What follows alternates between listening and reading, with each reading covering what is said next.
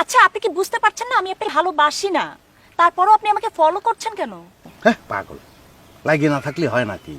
যে কোনো কাজের পিছনে লাগিয়ে থাকতে হয়। আমি লাগিয়ে আছি, বুঝেছো? লাগিয়ে থাকলে টুডে টুমোরো হবে। শোনো, আমার মা ছোটবেলায় মানে করলা খাওয়ানোর খুব চেষ্টা করেছে, তিতা আমি খাতি পারি নে।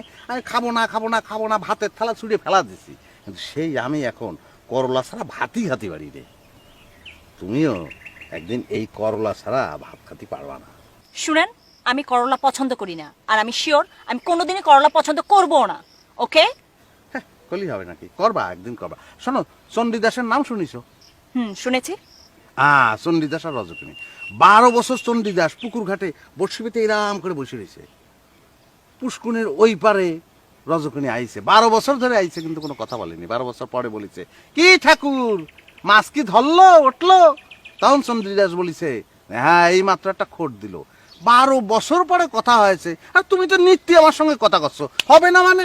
অবশ্যই হবে। তুমি প্রেমের টেনশন তোমার মাথায় নিও না, প্রেমের টেনশন আমার। ও আমি হয় ছাড়বো, অসুবিধা না, হয়ে যাবে না।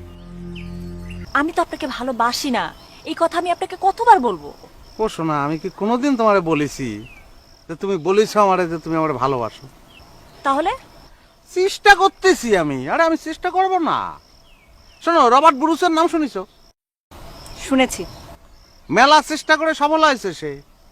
ব্যর্থ হচ্ছিল, যুদ্ধ করতেছে আর হারতেছে, যুদ্ধ করতেছে আর হারতেছে।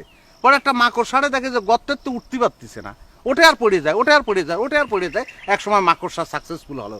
তাই দেখে রবার্ট ব্রুস অনুপ্রেরণা পাইছে, এবং তারপরে সে যুদ্ধ করে সে জিতে গেছে। তা আমি তাই করতেছি। তো আপনি কার দ্বারা অনুপ্রাণিত হয়ে আমার পেছনে লেগেছেন? রবার্ট ব্রুস, করলাম না?